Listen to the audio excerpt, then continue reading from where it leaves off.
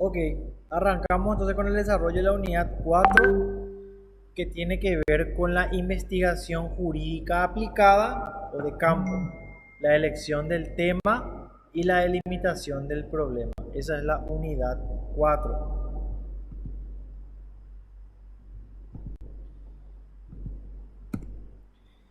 Cuando hablamos de la investigación jurídica empírica aplicada o de campo, ¿qué nosotros decíamos a diferencia de la investigación teórica documental? Que la investigación, exacto, que la investigación jurídica aplicada de campo es aquella en donde las fuentes de información, ¿cuáles son? La interacción, la observación del comportamiento de las personas, cosas, instituciones o circunstancias en las que ocurren ciertos hechos. Esa es la fuente de información. De eso se nutre el investigador a la hora de llevar a cabo una investigación jurídica, empírica o de campo. En la investigación jurídica, su finalidad es evaluar el funcionamiento del derecho. ¿Qué es lo que se mira? Si la norma es eficaz, cómo opera la norma en la realidad. Eso es lo que se está mirando en la investigación empírica aplicada o de campo. La norma en función a la realidad. Cuando hablamos de las características de la investigación social empírica, abordamos desde una perspectiva natural. ¿Por qué? Porque yo estoy estudiando el objeto que está en un contexto, que se desenvuelve y la miro desde su adentro, ¿verdad? De un modo no intrusivo. O sea, yo participo, soy espectador del objeto y cómo se desenvuelve dentro de un contexto. Veo el minuto a minuto, trabajo con la realidad. Por eso se habla de la observación como un método. Dirige su atención a aspectos no susceptibles de cuantificación. Sus métodos buscan comprender y evaluar el objeto y destacar las motivaciones subyacentes. O sea, no se lo cuantifica o no se cuantifica la investigación social empírica en un primer momento, sino que lo que se trata de entender es la causa, la motivación que está por debajo, que subyace, entender la conducta humana, por qué actuamos como actuamos. A eso se dirige la investigación social empírica. ¿Por qué matamos? ¿Por qué asesinamos? Entonces se entiende o se busca comprender a través de la participación del hecho que subyace dentro de la conducta del asesino, por ejemplo. Se fundamenta en procesos de análisis e inducción. Puede partir de un diseño emergente y flexible, en donde el problema no esté totalmente cerrado o estructurado al inicio. O sea, no se sabe muy bien exactamente qué es lo que voy a investigar.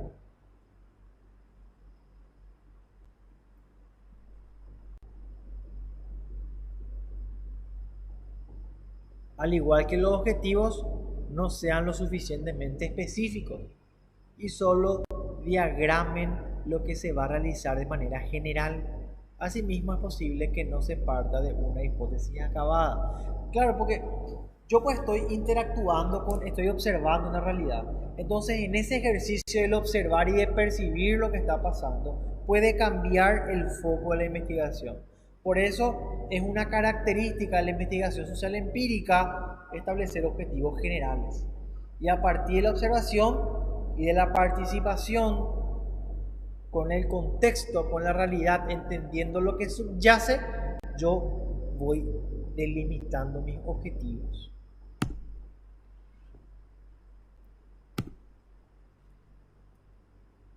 Según Whitaker, las características de la investigación jurídico-empírica.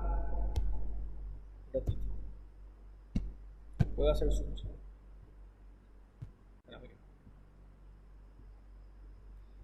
Dice, la primera, estudia el derecho como una variable dependiente de la sociedad. O sea, el derecho depende de la sociedad. Y en cierta medida sí depende de la sociedad. ¿Por qué? Porque el derecho se va modificando acorde al contexto en el que se va desarrollando la conducta humana. Por eso habla que el derecho es una variable dependiente, no es independiente. Sus expresiones normativas son un dato recogido por el legislador, de ahí pues sale la norma. El legislador es la instancia de donde emana norma.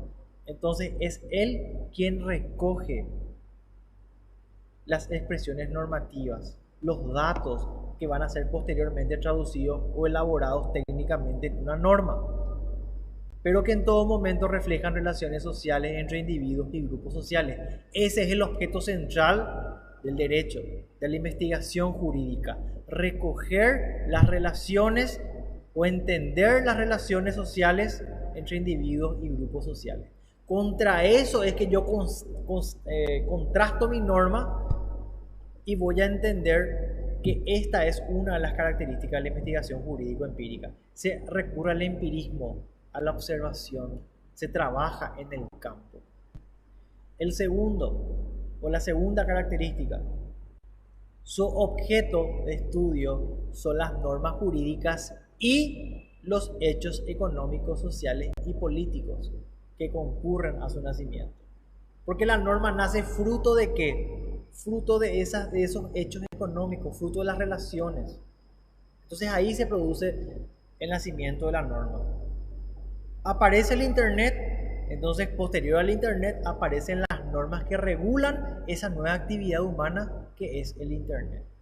Aparece Uber como una nueva actividad económica, entonces la investigación jurídica tiene que acompañar y entender cuál es el contexto y la realidad y recoger esa información para que el legislador pueda elaborar técnicamente una norma que vaya a regular esa actividad. Las normas jurídicas no son entes muertos que se separan de la vida social para ser analizadas o descritas autónomamente. Claro, la norma se la analiza en un contexto. ¿Y qué es lo que se analiza la norma? Si sirve o no sirve, si es eficaz o es ineficaz, si es pertinente a la actividad a la cual yo la estoy contrastando. Pone acento en la eficacia de la norma ante el hecho. En eso se centra la investigación jurídico-empírica. Agarro mi norma y agarro el hecho. Entonces, ¿cuán eficaz es la norma ante el hecho? Es lo que mencionaba recién. Problema o personas regulados. Porque ahí es entonces donde se comunica el legislador o el investigador jurídico y dice, esta es la eficacia de tu norma, o estos son los resultados de la investigación empírica a partir de la norma que está vigente. Si es que la norma cumple o no con la finalidad social que el legislador aseguró. Porque la norma tiene que tener una fundamentación, un objeto. Cuando vos elaborás un proyecto, vos fundamentás tu proyecto. ¿Para qué es lo que haces tu proyecto? Entonces, asimismo, cuando elaborás una norma, tu norma tiene un objeto, tiene que tener una fundamentación. Y utiliza técnicas propias de la investigación de campo. ¿Cuáles son las técnicas de la investigación de campo? Interactuar con el campo. ¿Qué implica eso? Con el medio social. Observar, entrevistar, hacer cuestionario. Eso implica, exacto. Cuando hablamos de la utilidad y la conveniencia de la investigación empírica, vamos a ver para qué sirve. Vamos a hablar de más de lo mismo. Vamos a llover sobre mojado, pero es importante cerrar la idea. Proporciona una visión de la realidad en la que se cumplen los preceptos y disposiciones. Mi norma vigente, ¿cuál es mi realidad actual? ¿Cuál es la relación entre la realidad y la norma?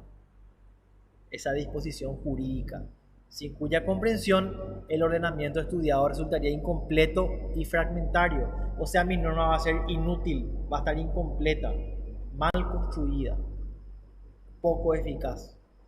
El conocimiento empírico del derecho constituye única posibilidad de obtener nuevos elementos para nutrir el acervo de la dogmática. O sea, tener participación en las realidades, conocer el contexto, es la única posibilidad de poder adecuar la norma y la dogmática a la realidad. Yo no puedo usar una norma de hace 200 años para regular una realidad actual. ¿Por qué? Porque los hechos que se sucedían hace 200 años son distintos. Entonces esa norma queda obsoleta. No alcanza a regular la conducta humana actual. Por eso la investigación empírica o de campo es importante, porque ayuda a actualizar, a mejorar, a hacer que la norma en su construcción teórica sea más eficaz. Se refiere a hechos y a objetos materiales que nos permiten dilucidar la eficacia o la efectividad de las disposiciones normativas. Estamos diciendo más de lo mismo. Esa es la utilidad y la conveniencia de la investigación empírica jurídica de campo. Ahora vamos a ver los métodos dentro de la investigación empírica. ¿Qué métodos empleamos? Así como vimos en la investigación teórica documental, vimos al hermenéutico, al histórico sociológico, le vimos al abstracto concreto, abstracción, concreción. Vimos todos esos métodos. También el método empírico la investigación empírica tiene métodos. El primero, el fenomenológico. ¿Qué es el método o a qué se refiere cuando habla del método fenomenológico? Se aplica a realidades cuya naturaleza y estructura peculiar solo pueden ser captadas desde un marco de referencia interno del sujeto que las vive y experimenta. Por lo tanto, no puede haber una generalización del estudio si no se requiere de una individualización, ya que aborda una cuestión cuya esencia depende del método en que es vivida. O sea, cuando hablamos de la fenomenología, yo me centro en el individuo. Individualizo mi estudio en la persona. Ese es mi objeto de estudio. ¿Por qué? Porque ahí está la esencia. Yo entiendo cómo reacciona esa persona o ese objeto que estoy estudiando, porque puede ser una persona, puede ser una norma, puede ser una institución. Cuando individualizo lo que voy a estudiar, lo estudio desde adentro, al sujeto, a las cosas. Persigue como fin la descripción e interpretación del significado de vida, de esencias vividas, de aspectos existenciales del sujeto y asimismo ver el mundo, la realidad, el fenómeno en estudio al propio sujeto desde sus puntos de vista. O sea, tratamos de entender a la persona individualmente desde una mirada interna de ella misma, no a una sociedad, no a una respuesta social o a un comportamiento colectivo, sino a la persona. ¿Cuál es su reacción? ¿Cuáles son sus motivaciones, sus causas, sus respuestas, sus interpretaciones? En el derecho se lo emplea para estudio de diagnóstico de sujetos, de estudio conductual de delincuentes. Y vamos a ver un ejemplo bastante clásico. Cuando hablamos de delitos que tienen que ver, por ejemplo, con los asesinatos de los psicópatas, ¿por qué actúan como actúan? ¿Verdad? Tratamos de entender su psicología, su reacción ante el contexto social, su propia interpretación de las cosas. Ese es el método fenomenológico, un método basado estrictamente en la individualización del sujeto. El segundo método es el método etnográfico. Salimos de la individualización y acá vamos a estudiar comportamientos, costumbres, creencias y prácticas sociales. Salimos del individuo Exacto. Estudiamos a un conjunto de personas. Estudiamos a un colectivo de personas. Es un parteaguas entre estudios de antropología cultural y de sociología cualitativa.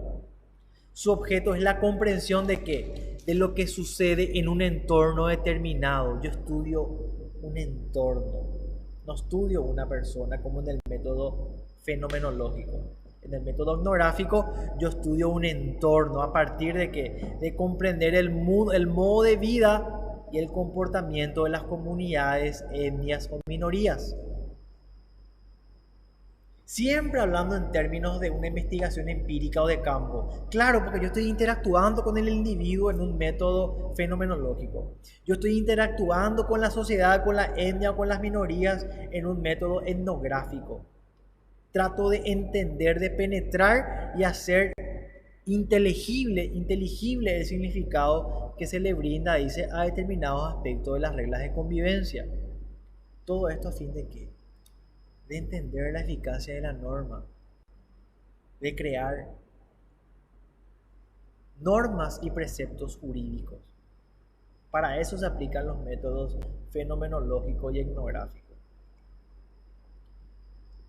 Se intentan entender las tipologías delictivas, por ejemplo, que se presentan en una determinada comunidad, las conductas antisociales que se producen en un grupo social concreto.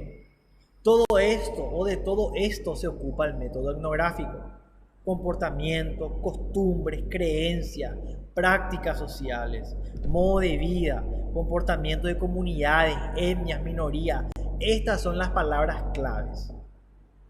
Reconstruir las categorías específicas que los participantes usan para conceptualizar sus propias experiencias y su visión del mundo.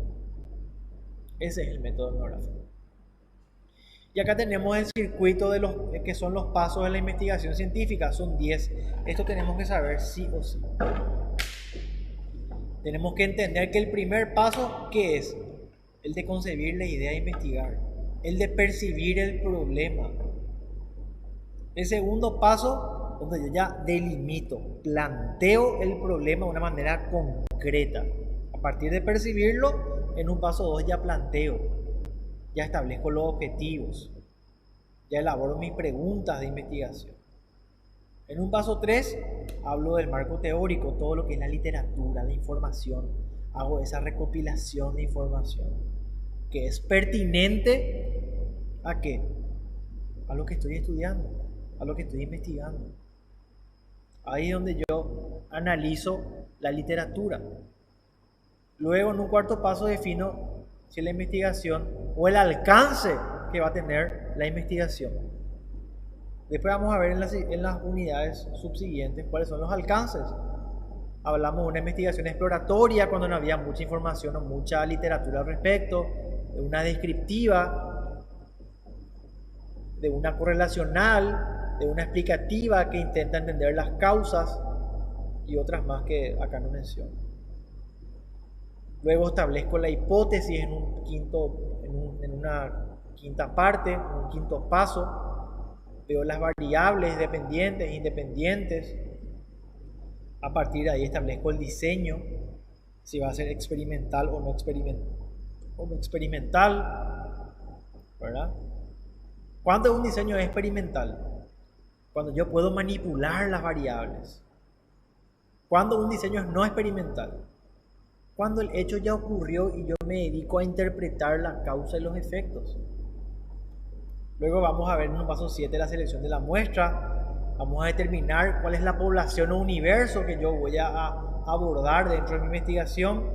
Si mi universo es muy grande, voy a extraer una muestra que sea representativa de ese universo. Luego voy a, en un paso 8, elaborar los instrumentos de medición. Voy a ver las técnicas mediante las cuales voy a codificar los datos. Voy a ir clasificando mi información. En un paso 9 analizo ya los resultados.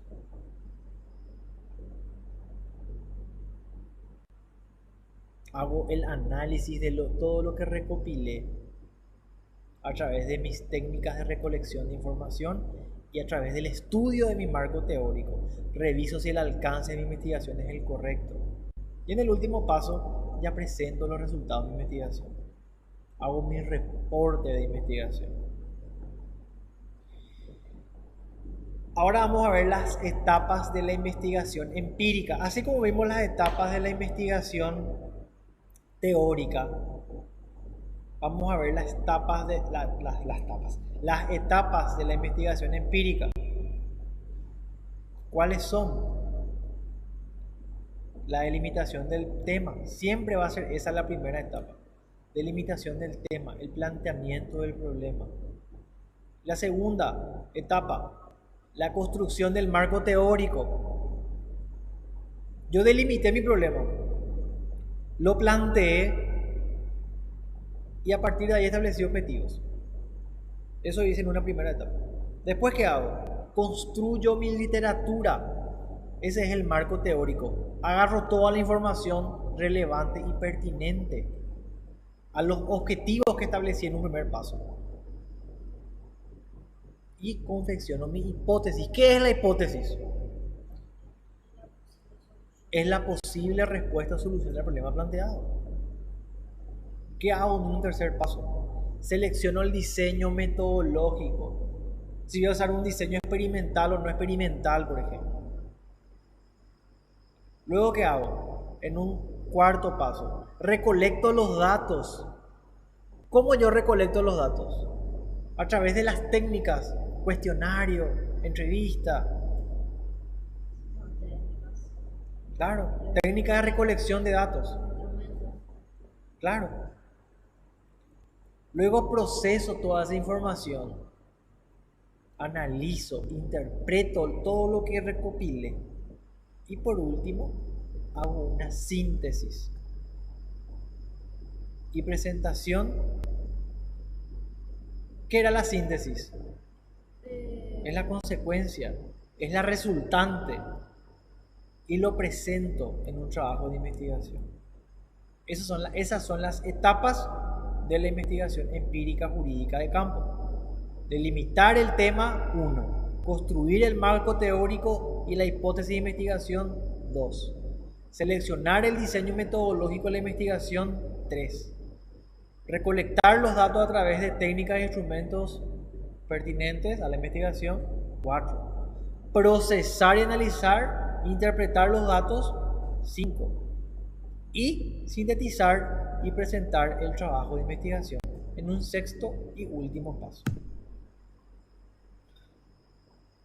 Acá tenemos algunas recomendaciones o sugerencias en cuanto a la elección del tema a investigar, que no haya sido tomado también por otro investigador, que cumpla con los requerimientos que exige aquello para que sea destinado a una investigación, que el investigador esté capacitado para desarrollarlo, que haya el tiempo que se necesita para la investigación, que interese al investigador. Estos son requisitos para una investigación. Si a mí no me interesa lo que voy a investigar, ¿para qué lo voy a investigar? Esto es más que nada lectura, no hay mucha lógica, acá hay mucha lógica. ¿Cuáles son los factores a tomar en cuenta en la elección del tema a investigar? Son 3. Factores subjetivos. ¿Cuál es el factor subjetivo? Lo que te atrae más, lo que te emociona, donde te sentís más cómodo, más convencido. Eso es subjetivo, pues. Donde vos te sentís. Por eso es subjetivo. El sentir es un aspecto subjetivo de la persona. Entonces, la atracción, la competencia y la comodidad son sentimientos. Esos son los factores subjetivos. Como primer factor a tomar en cuenta la elección del tema a investigar. El segundo, los factores objetivos. ¿Cuáles son los factores objetivos? Lo que ya está escrito, la propia información.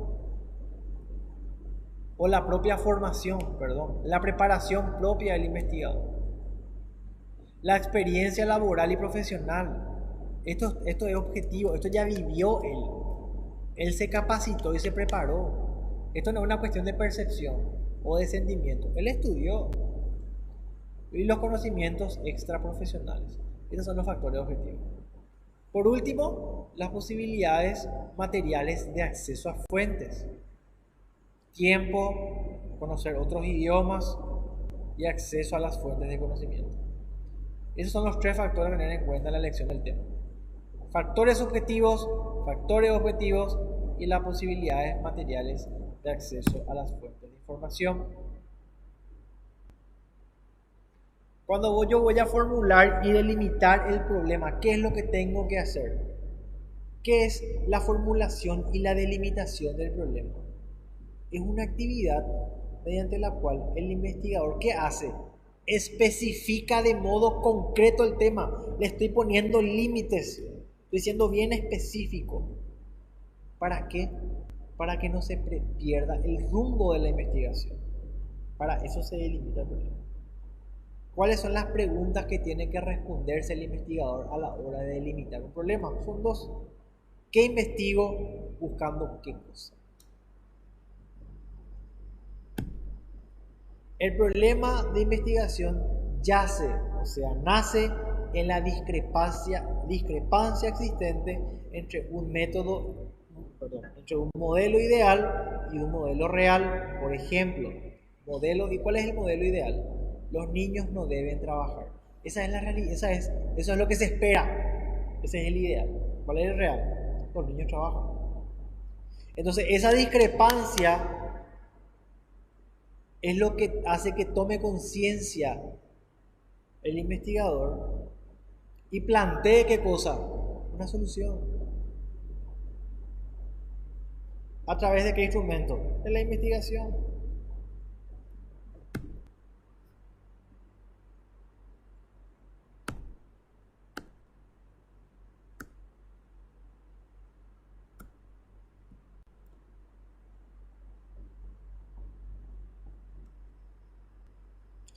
¿Cuáles son los elementos del problema de investigación? Son tres. Eso tenemos que saber citarnos. Los objetivos, las preguntas de investigación y la justificación del estudio.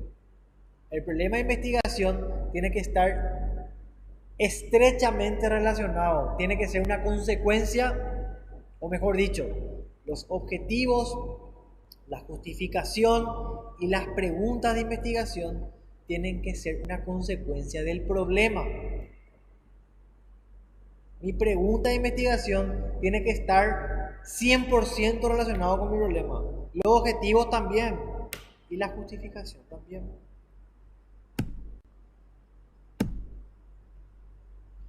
Los objetivos se clasifican en dos: generales y los específicos. Cuando hablamos de los alcances de la investigación, hablamos de 4 alcances. Exploratorio, ¿qué busca? Explorar. Descriptivo, ¿qué busca? Describir. Correlacional, relacionar. Explicativo, explicar, establecer una causa. Fácil. 4 alcances: exploratorio, descriptivo, correlacional y explicativo.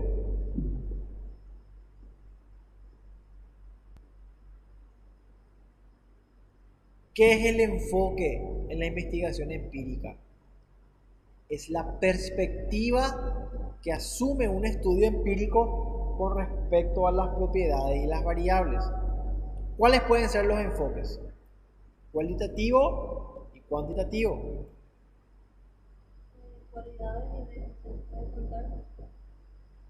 Entonces, ¿qué es el enfoque? Es la perspectiva, esa es la palabra clave, que asume un estudio empírico con respecto a las propiedades y variables. Hay 2 enfoques: cuantitativo y cualitativo. Creo que ya sabemos qué es lo cualitativo. Y lo cuantitativo estudia magnitudes. Y con eso terminamos la unidad número 4.